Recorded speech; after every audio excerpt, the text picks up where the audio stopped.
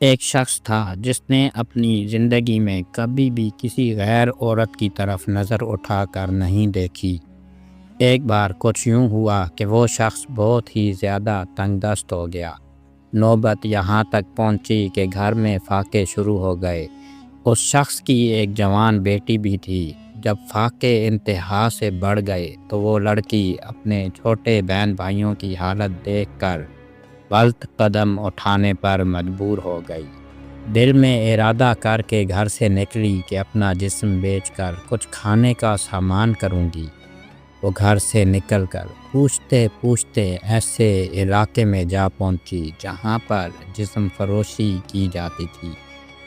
وہ لڑکی وہاں جا کر اپنی ادائیں دکھا کر لوگوں کو اپنی جانب متوجہ کرنے لگی، لیکن کسی ایک شخص نے بھی اس کی طرف توجہ نہیں دی۔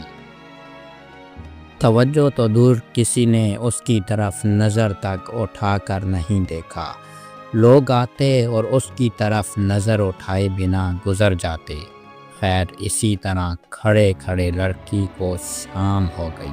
وہ کافی دل برداشتہ ہو کر گھر کی جانب قدم بڑھانے لگ گئی۔ جب گھر پہنچی تو اپنے باپ کو منتظر پایا۔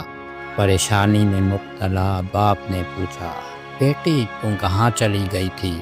لڑکی نے باپ سے معافی مانگی اور رو رو کر سارا ماجرا بیان کیا کہ ابو مجھ سے اپنے بھوک سے بلکتے ہوئے بہن بھائیوں کی حالت دیکھی نہیں گئی اور میں مجبور ہو کر گناہ کرنے نکل پڑی، لیکن کسی ایک بھی شخص نے میری طرف نظر تک اٹھا کر نہیں دیکھا۔ سارا ماجرا سننے کے بعد باپ نے اپنی بیٹی سے کہا کہ بیٹا، تیرے باپ نے آج تک کبھی کسی غیر عورت کی طرف آنکھ اٹھا کر نہیں دیکھا، تو پھر یہ کیسے ممکن تھا کہ کوئی تیری طرف نظر اٹھا کر دیکھے؟ دوستو، ہماری سوچ کے راستے بہت وسیع ہیں۔ امید کرتے ہیں کہ یہ کہانی سننے کے بعد آپ اس بارے میں ضرور سوچیں گے اور کامنٹس میں ہمیں آگاہ کریں۔